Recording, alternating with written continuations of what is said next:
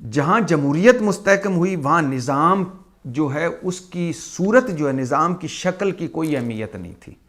For example صدارتی نظام ہو تو وہاں بھی عوام خوشحال رہے, جیسے امریکہ ہے, جمہوریت ہے, صدارتی نظام ہے, عوام خوش ہیں, ڈیلیور کر رہی ہے جمہوریت. پارلیمانی نظام ہو جہاں جمہوریت کو جسم اچھے ملے, پارلیمانی نظام ہو وہ بھی عوام اس سے خوش ہے. برطانیہ کی مثال لے لے, وزیر اعظم جہاں ہو. اور جہاں متناسب نمائندگی والا ماحول ہو جیسے جرمنی کا ہے, تو وہاں اگر وہاں بھی لوگ خوش ہیں جرمنی کے نظام سے, وہاں چانسلر ہیں اور وہاں متناسب نمائندگی ہے. متناسب نمائندگی مطلب ہوتا ہے پروپورشنل ریپرزنٹیشن ڈیموکریسی. یہ ہوتا ہے پروپورشنل ریپرزنٹیشنل ڈیموکریسی ہوتا ہے یہ پارٹیوں کو ووٹ دینا, نہ کہ امیدواروں کو ووٹ دینا, نہ کہ حلقوں کی سیاست. ہمیں آج سوچنا چاہیے, میرا خیال ہے کہ ہمیں بھی متناسب نمائندگی کی طرف جانا چاہیے. ہمیں سوچنا پڑے گا سیاسی استحکام کے لیے اب متبادل جمہوری رستے تلاش کرنا پڑیں گے. ہمیں متناسب نمائندگی کی طرف جانا پڑے گا. وہ کیسے کہ ووٹ افراد کی بجائے جماعتوں کو دیے جائیں. جس جماعت کو جتنے ووٹ ملیں اس حساب سے اس کو سیٹیں ملیں, جیسے جرمنی میں ہے. ووٹوں کی کم سے کم تعداد بھی طے کی جا سکتی ہے کہ جو پارٹی 5% ووٹ لے پورے ووٹوں کا اس کو سیٹ ملے گی یا اس کو پارلیمنٹ میں نمائندگی ملے گی. اس طرح کیا ہوگا اگر حلقے کی سیاست نہ کریں, پارٹیوں کو ووٹ ملیں اور پارٹی پھر جس کو جتنے زیادہ ووٹ ملیں اتنی اس کی سیٹیں, اور پھر جس کی زیادہ سیٹیں ہوں وہ حکومت بنائے. اس سے کیا ہوگا, اس سے حکومت کے اس طرح لیڈر افراد کی بجائے سیاسی جماعتوں کی تنظیم پر توجہ دیں گے, اور عام آدمی, سفید پوش, ایکسپرٹ, ٹیکنوکریٹ, پڑھا لکھا بھی آگے جا سکے گا. کیونکہ ایک پارٹی کو طریق انصاف ہے مثال کے طور پر, اس کو اتنے ووٹ مل جاتے ہیں کہ وہ اس کی سیٹ پھر کہ وہ حکومت بنا سکتی ہے. تو وہ پھر ظاہر ہے وہ پھر بندے چنیں گی کہ یہ آ جائے, یہ آ جائے, یہ آ جائے, یہ آ جائے, پھر وہ آ کے حکومت بنا لیں گے. نہ کہ طریق انصاف کا حلقے کی سیاست ہو, وہاں سے فلاں جیتا ہے, فلاں جیتا ہے, فلاں جیتا ہے, اب یہ فلاں سے نہیں حکومت میں وزیر بننا ہے. تو اگر پارٹیوں کو ووٹ ملے تو پھر پارٹیاں اچھے لوگ آگے لائیں گی, پڑھے لکھے لوگ آگے لائیں گی. جو پارٹی فار ایگزامپل پنجاب میں مسلم لیگ کو زیادہ ووٹ مل جاتے ہیں, اور پھر مسلم لیگ اپنے اس کو 20 سیٹیں ملی مثال کے طور پر, ایک جگہ مسلم لیگ کو, یا 100 سیٹیں مل گئیں, اتنے ووٹ مل گئے, تو پھر وہ حکومت بنانے کے قابل ہو گئی.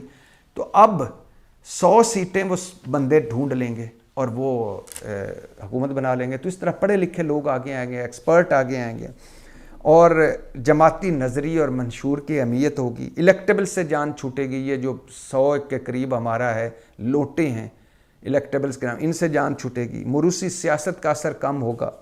بلیک میلنگ, لوٹا کریسی ختم ہوگی. چھوٹی جماعتوں کی بلیک میلنگ ختم ہوگی. اکثر ہارنے والا ایسے بھی ہوتا ہے کہ 1,00,000 ووٹ لیتا ہے ہارنے والا, اور جیتنے والا 1,25,000 لیتا ہے, اور پھر 1,00,000 ووٹ لینے والا فارغ ہی ہو جاتا ہے. تو وہ نمائندگی 1,00,000 ووٹ لے کر اسمبلی میں نہ پہنچ پانے والا وہ کلچر ختم ہوگا, نمائندگی ہوگی. اور بلدیاتی نظام پھر اہم ہو جائے گا. نیچے اختیارات کی نچلی اختیار نچلی سطح پر آئے گا.